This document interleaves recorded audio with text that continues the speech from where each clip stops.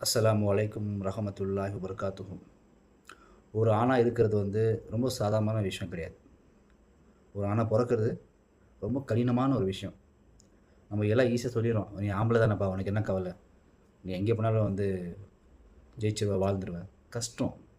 ஒரு ஆம்பளையா இருக்கிறது எவ்வளோ கஷ்டம்ன்றது நான் உங்களுக்கு சொல்றேன். ஹைர். இப்போ ஒரு கல்யாணம் ஆவறதுக்கு முன்னாடி, அவன் நல்லா படிச்சுட்டு, ஒரு வேலைக்கு போயிட்டு, அம்மா அப்பாவ கவனிச்சுக்கிட்டு, அம்மா அப்பாவுக்கு செலவுக்கு காசு குடுத்துக்கிட்டு, தங்கச்சிங்களுக்கு, தம்பிங்களுக்கு செலவுக்கு காசு குடுத்து, ஸ்கூல் ஃபீஸ் கட்டி, இது எல்லாமே ஒரு ஆணின் மீது ஒரு பொறுப்பாகுது. "என்னப்பா ஒரு ஆம்பள பையனா இருக்க?" இல்ல இந்த சமுதாயம் நம்மள ரொம்ப திட்டும். ஒரு ஆண் என்பவன் சம்பாதித்து கூடிய ஒரு ஒரு பொருளாக தான் கருதப்படுறான் இந்த உலகத்தில. இல்லையா? ஹைர். இப்போ அவனுக்கு ஒரு திருமணம் ஆகுது. திருமணம் ஆகும்போது தெரியும் உங்களுக்கு. திருமணம் ஆரம்ப வாழ்க்கை ரொம்ப இனிமையா இருக்கும். அது அவர்கள் மனைவியோட பொறுத்து இருக்கு. கிடைத்த மனைவி சாலிஹான மனைவி கிடைச்சிட்டாங்க அப்படின்னா, இவ சாலிஹான மனைவிய எப்படி நம்ம கண்டுபிடிக்கிறது பார்த்தீங்கன்னா, கணவன் அலுவலகத்த விட்டு வீட்டுக்கு வரது ரொம்ப புடிச்சிருக்கணும். இப்ப இருக்கிற காலகட்டத்தில ஒரு ஆண் என்பவன் வீட்டுக்கு வரணுமா? எப்போடா சண்டே கூட ஆஃபீஸ் இருக்கக்கூடாதுன்னு புலம்புற நெறைய ஆண்கள நான் பார்த்துருக்கேன். ஹைர். இங்க என்ன ஒரு பிரச்சனை நடக்குதுன்னு பார்த்தீங்கன்னா, ஒரு ஒரு ஆணுக்கு திருமணம் நடக்கும்போது, அவனுக்கு கமிட்மெண்ட் ஆல்ரெடி ஒரு கமிட்மெண்ட்ல தான் இருப்பான். ஒரு ஃபேமிலி கமிட்மெண்ட்ல இருப்பான். இப்ப புதுசா ஒரு உறவு வரும்போது, அந்த கமிட்மெண்ட்டையும் இவன் சுமக்குறான். இங்க நெறைய அதுக்கப்புறம் கல்யாணத்துக்கு அப்புறம் பார்த்தீங்கன்னா, சில சில விஷயங்கள் இந்த பக்கம் அம்மா, அப்பாவ சமாளிக்கணும். இந்த பக்கம் பொண்டாட்டிய சமாளிக்கணும். அந்த பக்கம் மாப்பிள்ளை என்ன மாப்பிள்ளை, என்ன பிரச்சனை மாப்பிள்ளைன்னு கேட்பாங்க. அத சமாளிக்கணும். இது எல்லாமே ஒரு ஒரு ஒரு ஈக்குவலா நடத்தணும் இத. அம்மா, அப்பாவா இருக்கட்டும், மனைவியா இருக்கட்டும். ரொம்ப கஷ்டமான டாஸ்க் இது. ஒரு ஒரு கணவனா இருக்கிறது சாதாரணமான விஷயம் கிடையாது. எவ்வளோ ஆஞ்சு ஓஞ்சி வேலையிலேருந்து கண்டவங்ககிட்ட திட்டு வாங்கி, ஆஞ்சு ஓஞ்சி வீட்டுக்கு வந்தா, அவன வீட்டுக்கு வந்த உடனே அவன 4 வார்த்தை அன்பா பேசாம, அவன கஷ்டப்படுத்தி, அவன டென்ஷன் படுத்தி, குழந்தைங்கள அவன் அப்படியே அப்படியே ஓடி வருவாங்க. அப்பா அப்படின்றது ஓடி வருவாங்க. குழந்தை இல்லன்னா, ஆணோட வாழ்க்கை இன்னும் கஷ்டமாயிரும். அல்லாஹ் எல்லா ஆணுக்கும் லேசாக்கணும். தெரியும் இல்லையா இந்த சமுதாயத்த பத்தி? பெண்கள பத்தி தவறா பேசின சமுதாயம்லாம் போயிருச்சு. இப்போ எல்லாமே ஆண்கள் தான். குழந்தை பொறக்கலையா, உடனே ஆண்கள் மீது குறை சொல்வது. "ஆண்மை இல்லையா உனக்கு?" அப்படின்னு கேட்கிறது. ஹைர். அது அல்லாஹ்வோட பொருத்தம். ஒரு ஒரு தெரு வீதியா தன் தந்தை, தன் அப்பா போகும்போது கூட, அவனுக்கு புடிச்ச விஷயம் கூட அவன் வாங்காம வச்சிருப்பான். "இத நான் வாங்கிட்டேன்னா, இந்த காசு என் குழந்தை நாளைக்கு கேட்டுச்சுன்னா குடுக்கணுமே." தன் குழந்தைகளுக்காக அவன் தியாகம் பண்றான். தன் மனைவிக்காக தியாகம் பண்றான்.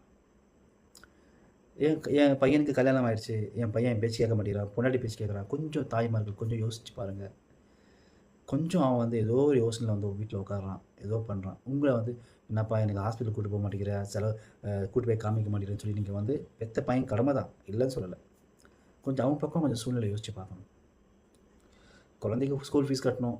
குழந்தைக்கு அங்க சேர்க்கணும், குழந்தைக்கு இங்க சேர்க்கணுன்றது, அப்பா வரும்போது எனக்கு எதனா வாங்கிட்டு வாங்கப்பான்னு குழந்தை கேட்கும்போது, அப்போ மூஞ்சி சுளிக்காம, சரி சரிப்பா நான் அப்பா வாங்கிட்டு வரேன்." அப்படின்னு அந்த டென்ஷனோட அவன் போவான். கையில காசு இருக்காது. கடன வாங்குவோம். ஸ்கூல் ஃபீஸும் கட்டிருவோம். என்ன காம்படிஷன் சேர்க்கணுமா சொல்லுவாங்க. அதையும் சேர்த்து விட்டுருவான். என்ன கிளாஸ் ஸ்பெஷல் கிளாஸா? அதுக்கும் சேர்த்து விட்டுருவான். சேர்த்து விட்டு இப்போ குழந்தை ஹேப்பி. இல்லையா? மனைவியும் ஹேப்பி. ஆனா இவன் பைத்தியக்காரன் மாரி அப்படியே படுத்துக்கிட்டு இருப்பான். அந்த தூக்கம் இருக்கு பார்த்தீங்களா? ரொம்ப நரக வேதனை தரக்கூடிய தூக்கம். ஏன்னா அவன் நெனப்பு எல்லாமே அந்த கடன எப்புட்றா கட்டுறதுன்னு அவன் மைண்ட் செட்ல ஓடிட்டே இருக்கும். இந்த தேனீ பார்த்தீங்கன்னா, உங்களுக்கு தேனீயோட கதை தெரியும். இந்த ஆண் தேனீ பெண் தேனீக்கு உடல் கொள்ளும்போது ஆண் தேனீ இறந்து போயிரும்.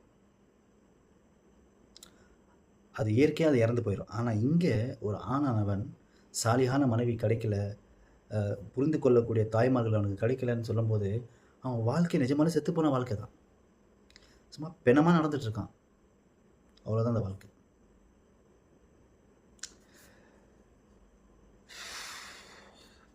நிறைய விஷயங்கள் ஆண்கள் சார்ந்திருக்கு. ஆண்கள் ரொம்ப எமோஷனல் ஆக மாட்டாங்க. பெண்கள் உடனே எமோஷன் ஆயிருவாங்க. ஆண்கள் சண்டை இடும்போது நிறைய பேர் பார்த்துருக்கோம். சரி விடு இப்போ ஆயிடுச்சா விட்டு இப்போ என்ன சொல்ற? அப்படின்னு கன்க்ளூஷனுக்கு வந்துருவாங்க. இறுதி சுற்றுக்கு வந்துருவாங்க. ஆனா பெண்கள் அப்படி கிடையாது. பெண்கள் அதை மனசுல வச்சுக்கிட்டே இருப்பாங்க. ஒரு பெண்ணானவள் நீங்கள் தப்பி தவறி கூட சில வார்த்தைகள் விட்டாலும், அந்த வார்த்தை நீங்க மறந்தாலும், அந்த வார்த்தை அல்லாஹ் மறந்தாலும், அல்லாஹ் மறக்கக்கூடியவன் கிடையாது. ஆனா மனைவி மறக்க மாட்டாள். என்னைக்காச்சும் ஒரு சூழ்நிலையில கண்டிப்பா சொல்லி காட்டுவான். ஆணோட சம்பாத்தியத்த தான் அல்லாஹ் பர்க்கத் வச்சிருக்கான். பெண் சம்பாதத்தில் எல்லாம் பர்க்கத்து வைக்கல. என்னதான் பெண் சம்பாதி வீட்டுக்கு வந்து கொடுத்தாலும் கூட அதில் பர்க்கத்து இருக்குது. ஆணோட சம்பாதியத்தில் நிறைய பர்க்கத்து இருக்குது. யோசிச்சு பாருங்கள், எவ்வளோ கடமையில் அவன் சுமக்கிறான். வயசான அம்மா அப்பாவை பார்க்கணும், தங்கச்சி வருவா அவளை கவனிக்கணும், தங்கச்சி வரும்போது பொண்டாட்டி முடிஞ்சு சொல்லிக்கக்கூடாது, அம்மா வரும்போது பொண்டாட்டி முடிஞ்சு சொல்லிக்கூடாது, அவ்வளோ தேவைகளை பூர்த்தி செய்யணும். நம்மளாம் மனக்கட்டு வாமா உட்காரமா சொல்லி நம்ம வந்து ஒரு பக்கம் வந்து அம்மா அப்பா வர தங்கச்சியை கவனிக்கணும். எங்கே என் பொண்டாட்டி கெட்ட பேர் கழிச்சிடன்னு சொல்லி அந்த பேரை காப்பாற்றுறதுக்காக தன் கணவன் படுற கஷ்டம், போராட்டம், இது பெற்ற தாய்க்கும் புரிய மாட்டேங்குதுன்றது போது கஷ்டமாக இந்த உலகத்தில். ஹைர், ஒரு ஒரு ஒரு மனைவியை அவன் நல்லா பார்த்துக்கிறான்னா அவன் நல்லா சிறந்த தாய் கிடச்சிருக்கான்னு தான் அர்த்தம். எவ்வளோ பொறுப்புகள் அவன் மேலே சுமக்கப்பட்டது, எவ்வளோ கஷ்டங்கள். இதை வந்து ஒரே ஒரு சொல்யூஷன் இருக்குது. மனைவி சிறந்ததாக ஒரு கணவனுக்கு அமைஞ்சிட்டா எந்த ஒரு பிரச்சனையும் கிடையாது. ஆனால் அப்படி அமையிறது வந்து அல்லாவோட குதிரத் கையில் தான் இருக்குது. நிறைய விஷயங்கள் ஆண்கள் வந்து நிறைய சூசைட் பார்த்திங்கன்னா ஆண்கள் தான் அதிகமாக இருக்குது. இந்த வேர்ல்டு இந்த ஹிஸ்ட்ரி எடுத்து பார்க்கும்போது, இந்த சூசைட் பண்ண சர்வே எடுத்து பார்க்கும்போது நிறைய ஆண்கள் தான் சூசைட் பண்ணிக்கிறாங்க. கஷ்டம், பணம், ஊசி பேத்தி விட்றான். என் பையன் நீ இருக்குமா என்னால் கவலை, தங்கச்சி கல்யாணத்தில் எப்படி ஜாம் ஜாம் நடத்துவான் பார், அக்கா கல்யாணம் எப்படி ஜாம் ஜாம் நடத்துவான் பார், தம்பிக்கு எப்படி படிக்க வைப்பான் பார், சொல்லி சொல்லி சொல்லி அவனை மைண்டில் அந்த விஷயத்தை உட்கார வச்சு வாயில் சாப்பாடு எடுத்து வைக்கும்போது என் தங்கச்சி சாப்பிட்டாளா, என் தம்பி சாப்பிட்டானா, என் மனைவி சாப்பிட்டாளா, எங்கள் அம்மா சாப்பிட்டாளா, என் குழந்தைங்க சாப்பிட்டாங்களான்ற மைண்ட் செட்டில் ஒரு வலி, மிகப்பெரிய வேதனை கொடுத்தாரு வலி. அது ஒரு பெண்ணாக இருந்தது தெரியாது, ஒரு ஆணாக இருந்தது தெரியும். வீட்டுக்குள்ளே ஒரு ஆணை சந்தோஷப்படுத்துறதுக்கு நம்மளுக்கு வந்து 2 விஷயம் பண்ணால் போதும். உங்களை நல்லா அலங்கரிச்சிட்டு நீங்கள் என்ன போதும். ஆனால் இங்கே ஆப்போசிட்டாக இருக்குது. நைட்டிலே சுற்றுறீங்க, அதிலே சமைக்கிறீங்க, புருஷன் வரும்போது அதே நைட்டியோட போகிறீங்க, கதவை திறக்கிறீங்க. ஆனால் வெளியே போனால் மட்டும் நல்லா மேக்கப் போட்டு, சென்ட்டு போட்டு, பர்ஃப்யூம் போட்டு போகிறீங்க. இது நான் எல்லா பெண்களுக்கும் சொல்ல, சில பெண்களுக்கு சொல்கிறேன். அழகு, உங்கள் அழகை வந்து முழுமையாக காணக்கூடிய அந்த ரசிக்கக்கூடிய தன்மை வந்து தன் கணவனுக்கு மட்டும்தான் இருக்குது. அதுதான் வந்து மஹரம், அதுதான் வந்து ஹலால். சும்மா பொன்னாடியை கூட்டு வந்து 4 பேர் ஷோ காட்டுறது பேர் ஹலால் கிடையாது. ஹேர், ஆண்களை புரிந்து கொள்ளும், அதாவது வந்து நபி ஸல்லல்லாஹு அலைஹி வஸல்லம் வந்து பெண்களை அதிகமாக நரகத்தில் பார்த்தது முக்கியமான காரணம் என்னடா, ஆண்களோட சாபம் தான். ஆண்களோட சாபம் தான். ஒரு பெண் எப்படி இருக்கணும்னு சொல்லி ஒரு உதாரணம் சொல்கிறேன். ஒரு சம்பவம், ஆக்சுவலாக இது உண்மையாக நடந்த சம்பவம்.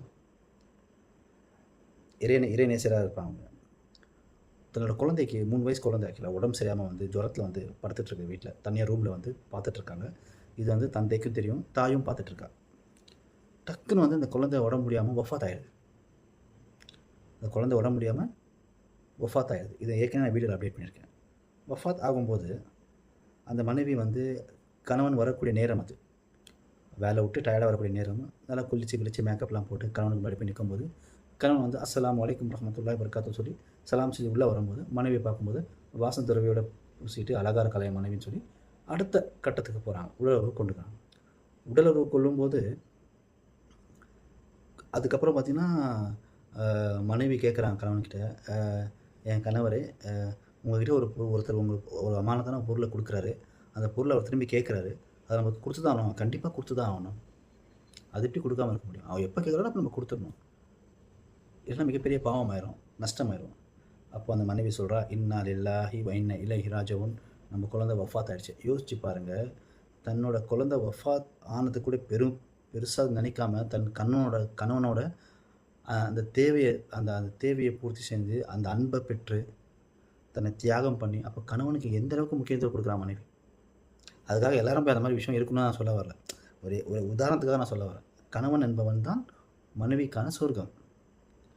மனைவி வந்து ரொம்ப அதிர்ஷ்டசாலி. நாளைக்கு வந்து எந்த வாசல் வழியாக கூட சொர்க்கத்துக்கு போகலாம். அந்த சான்ஸ் வந்து அல்லாஹ் கொடுத்துருக்கான். ஒழுங்காக நோன்பு வச்சு ஜக்காத் கொடுத்து தொழுது ஹஜ்ஜுக்கு போயிட்டு கணவனை கட்டுப்பட்டாவே போதும். கணவனை கட்டுப்படுறதே மிகப்பெரிய ஒரு இபாதத்து. அதுக்கே பயங்கரமான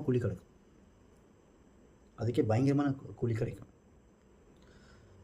2 வார்த்தை போதும் ஒரு ஆணை வந்து மனசை வந்து எவ்வளோ பெரிய கவலையாக இருந்தாலும், எவ்வளோ பெரிய கஷ்டம் இருந்தாலும், மனைவி நீங்கள் 2 நிமிஷம் உங்கள் கணவனை உட்காந்து பேசுங்க, தலை அமுக்கி விடுங்க, என்னங்க ஆயிடுச்சு ஆஃபீஸ்லன்னு கேளுங்க, காஃபி போட்டு தட்டுமான்னு கேளுங்க. வார்த்தையை உசத்தாதீங்க, சத்தமாக சொல்லாதீங்க. ரொம்ப இந்த உலகத்துலேயும் பாவப்பட்ட ஜென்மம் யார் கேட்டால் ஆண் தான். நான் வந்து ஆண்கள் சொல்லும்போது இதில் குறிப்பிடுறேன் சில நபர்களை. நான் ஆண்கள் சொல்கிறது உண்மையாக குடும்பத்துக்காக கஷ்டப்படுற ஆண்களை சொல்கிறேன்.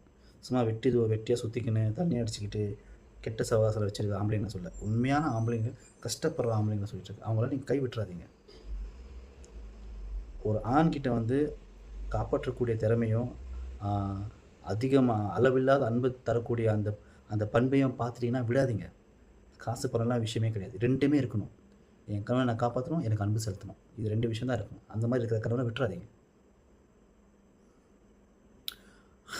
இது வந்து எல்லா ஆண்களும் வந்து நீங்கள் கொஞ்சம் மனசு வச்சிங்கன்னா, அதாவது வந்து ஒரு பெண் ஆனவள் மனது வைத்தால்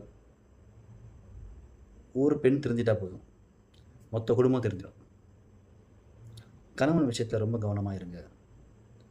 கணவன் ஒருவேளை மனவேதனைப்பட்டு நீங்கள் வஃபாத் ஆகிட்டீங்கன்னா உங்களுக்கு கலிமா நசீபாகாது. ஏன்னா கணவன் கோவப்பட்டால் அல்லாஹ் கோவப்படுறான். நீ எவ்வளோ இபாதத் செஞ்சாலும் சரி, நீ தொழுதாலும் சரி, ஹஜ்ஜுக்கு போனாலும் சரி, அல்லாஹ் அல்லாஹ் அல்லாஹ் நபி நபின்னு சொல்லிட்டு போனாலும் சரி, கணவன் மனதை திருப்திப்படுத்தலை அப்படின்னா கண்டிப்பாக சொர்க்கம் அடைய முடியாது. நீங்கள் தொழுகை, நீங்கள் வச்ச நோன்பு, நீங்கள் கொடுத்த ஜக்காத்து, நீங்கள் கடமையான ஹஜ்ஜு, இது எதுவுமே வந்து செல்லுபடி ஆகாது. எல்லா பெண்களுக்கும், எல்லா மனைவிக்கும், எல்லா தாய்மார்களுக்கும் புரியும்னு நினைக்கிறேன். ரொம்ப பாவம் ஆண் என்பவன். கொஞ்சம் புரிஞ்சுட்டு அவனுக்கு தகுந்த மாதிரி அவன் வாழ்க்கையை மாற்றிக்கிட்டு ஒரு சந்தோஷப்படுத்தி அல்லாவோட திருப்பத்தத்தை பெற்று எல்லா பெண்களும் நீங்கள் வந்து கணவனோட நலமாக இருக்கணும்னு சொல்லி நல்லாட்ட துவா செய்கிறேன். அஸ்ஸலாமு அலைக்கும் ரஹ்மத்துல்லாஹி வபரகாத்துஹு.